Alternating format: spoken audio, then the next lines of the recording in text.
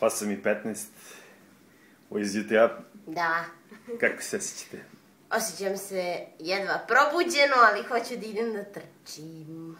Koliko ćete trčati? Pa možda pola sata, tako malo. Samo da izđogiram malo tu po kraju.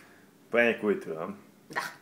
Imam jednu svoju rutu koju volim da trčim ovde u krug po Novom Beogradu koja traje tačno pola sata.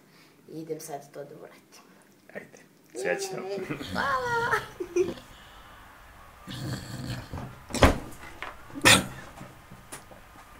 Jebote.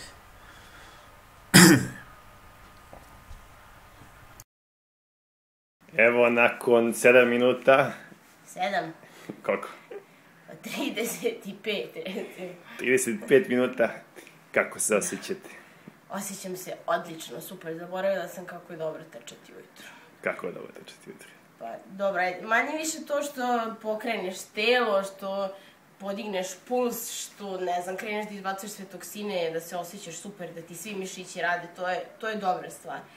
Ali najbolja stvar su verovatno lica, ona jutarnja lica onih ubundanih ljudi, onim teškim jaknama i šalovima, koji čekaju neke prevoze svoje na stanicama i smrzavaju se i puše i onda ti kada prođeš pored njih, onako lagano skroz u svojim helankama i svojoj jaknici ti trčiš i tebi je toplo i ti ne čekaš nikakav prevoz, ti se već voziš.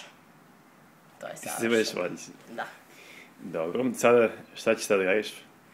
Ništa, sad ću da se istuširam i da se istegnem malo i da doručkam nešto i onda ću da radim. Lepo. Ćao. Ćao.